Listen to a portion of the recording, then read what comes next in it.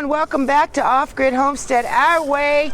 I'm Melissa. I'm Grant. How are you? And I'm filming Melissa, and I thank you for stopping by to watch.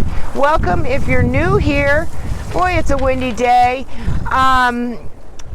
Please hit the subscribe button. This is kind of going to be like a 2-3 part video, and Grant is going to show you what he's doing.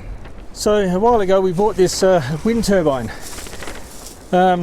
They don't give you very much of the instructions, and what they do give you is not actually very clear or in English. But you can sort of get the gist of it by the pictures. So I'll put it all together here. It just comes with the blades disassembled for packaging.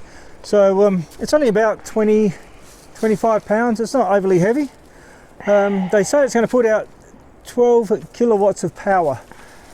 That's a fairly extreme amount of power.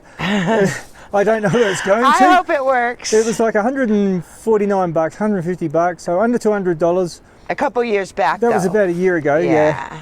I finally decided, we always get wind up in the mountains here. We're running out of solar all the time. So, time to put it up. I've already put up the posts. It's going way. This is up here. So you can see the adapter up the top. That doesn't come with it. I actually had to make that with the lathe. I just turned it all down, welded it all together.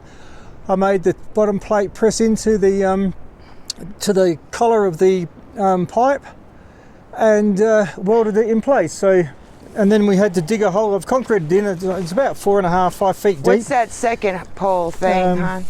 So this conduit, I'm just running up the side. That's where the wire's going to go.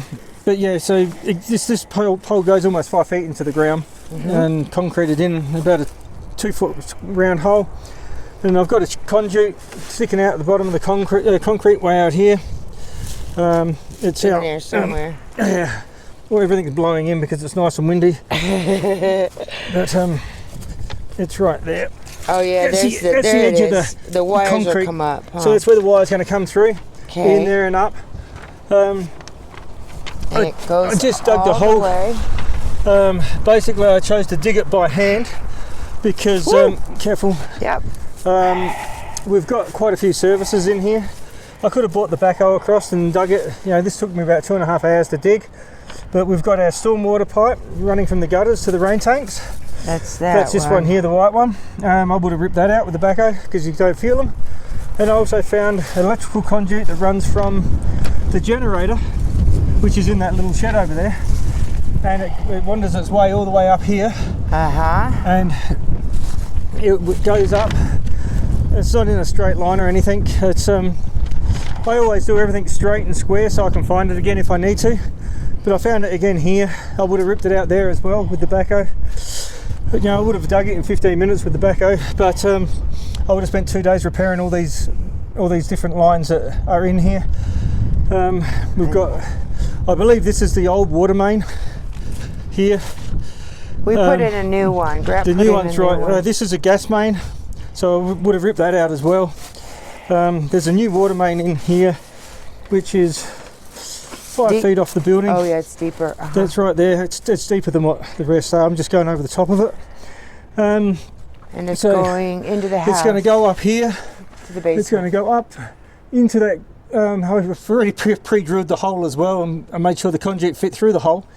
So I'm just going to put a accessible elbow, which means the back will come off of the fitting, so I can poke the wires through and down, so I'm not struggling the whole way to pull the wires through.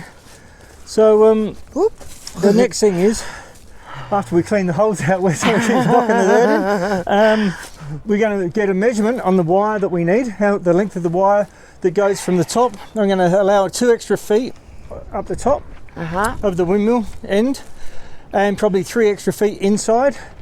And we're going to measure it, and I'm going to have one piece of wire going all the way.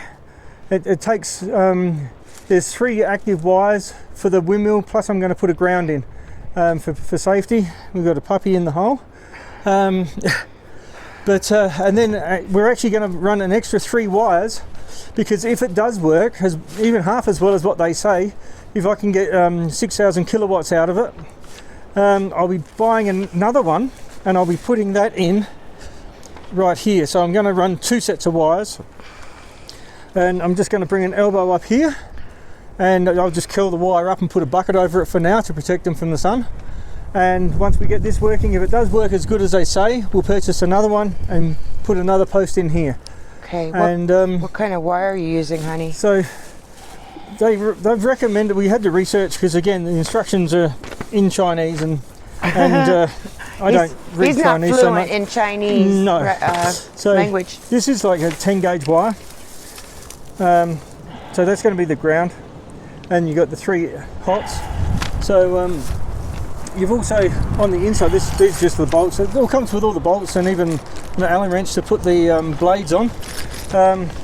But this is actually the charge controller for the unit, which is extremely small, but if it works, it works. We'll try it, and if it's great, we'll buy another one. So these 3 wires go to the wind turbine, and one's a brake and the other 2 are hot, but it doesn't actually tell you. All it has is little squiggly lines on here, but it does have lights underneath, and you can see this one says brake, that one says charging, and that one says battery. So if your battery's got charge, that will be on green. This goes inside where the batteries are. Ooh, and windy today. then if it's charging, you'll have the green light next to it to say it's charging, and if the wind's too strong and it starts to over rev, the brake light will come on, and all it is a magnetic charger. Basically, watch out behind you. So everything's everywhere because that's how I work. So basically, from what I can gather, I still have a lot of interest in magnetics and magnetic charging. I do believe this is based on Nikola Tesla design from the early 1900s, and it's very interesting how it will work. If it does work, I'll be very impressed and get another one, like I said. But stay tuned, and we'll get some measurements done. And are we pulling wire today? well, we'll see how we go. We'll get it measured and all pulled out and stretched out, and we'll get back and pull it through the conduit if we've got time. So stay tuned. Stay tuned. Please subscribe, and we'll have probably a part 2, and then a part 3. We'll just keep going until And it's we'll working. just keep going, and then we'll be getting it all the way up there. We're trying to wait for maybe tomorrow it won't be as windy, or the next day. Yeah, I've got to get in the front bucket of the tractor, and Melissa's got to lift me all the way up there. So I prefer not to do that with a 25-mile-an-hour wind blowing. Yes. It's a little bit easier, especially once I bolt that down. It's going to start wanting to turn, and it's going to want to knock me off balance. So I don't want to take that chance too much. So we'll just keep working on it, and we'll see you in the next video. Thank you. Thank you. Bye-bye.